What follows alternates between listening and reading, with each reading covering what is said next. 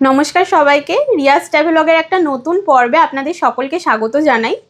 আজকে 26শে আগস্ট মঙ্গলবার, আর এখন ঘড়িতে বেজে গেছে ঠিক দুপুর 12:30।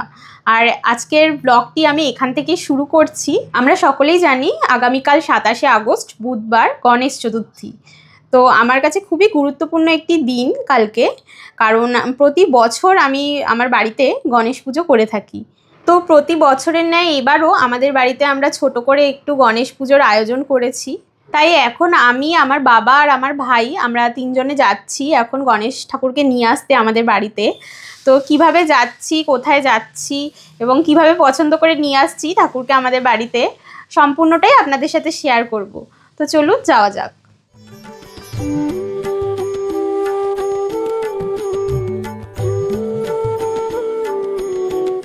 তো বাড়ির সামনে থেকে আমরা একটি টোটো বুক করে নিই। এই টোটোটি করেই এখন আমরা যাচ্ছি গণেশ ঠাকুরকে আনতে।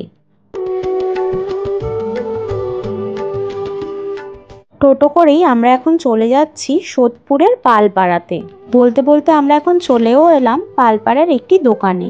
এখানের বেশ কয়েকটি দোকানই আমরা ঘুরে ঘুরে দেখলাম, তবে এই দোকানটি আমাদের বেশি পছন্দ হয়েছিল, কারণ এখানে খুব সুন্দর সুন্দর ঠাকুর ছিল।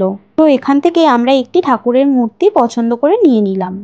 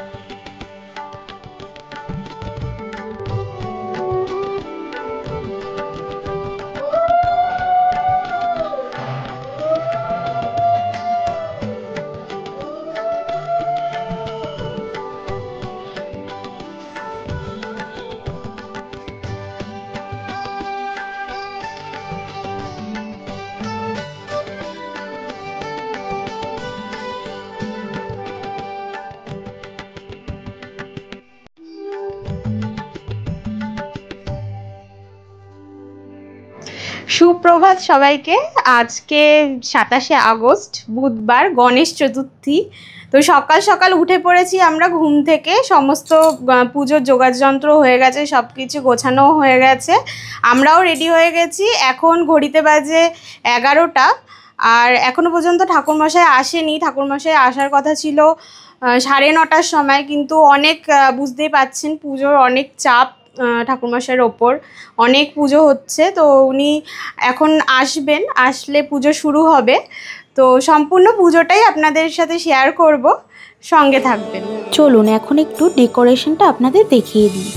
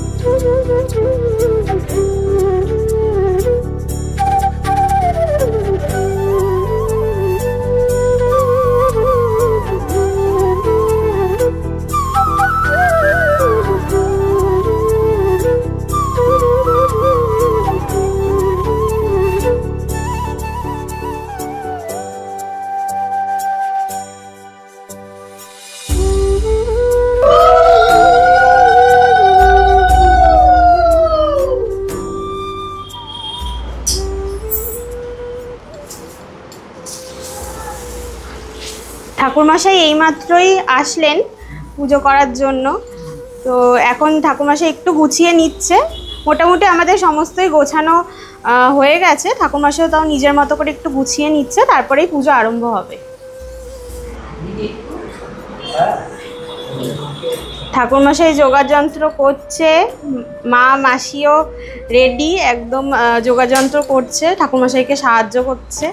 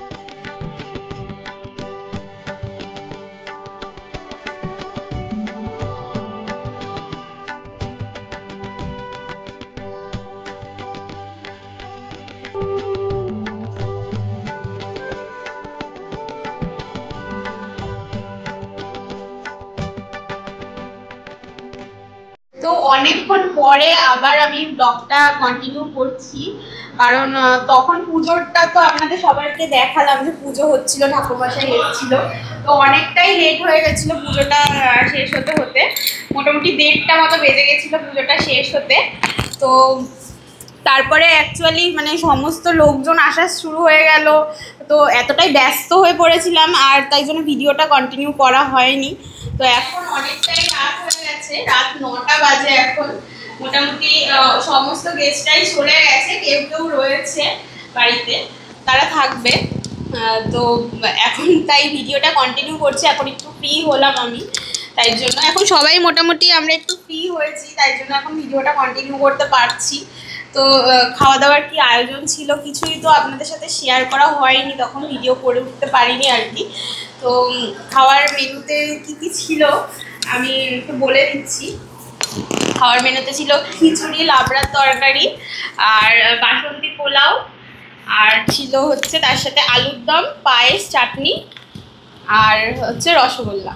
এটা ছিল দুপুরের ভোগের মেনু। আর এখন অনেকটাই রাত হয়ে গেছে, তো এখন যারা যারা রয়েছে আমার অনেক ভাই বোনরা রয়েছে, মাসিরা রয়েছে বাড়িতে, ওরা থাকবে, আর ওদের একটু দেখাচ্ছি। এখন সবাই ফ্রি, তাই জন্য নিজের একটু টাইম স্পেন্ড করছে, খেলাধুলো করছে আর কি।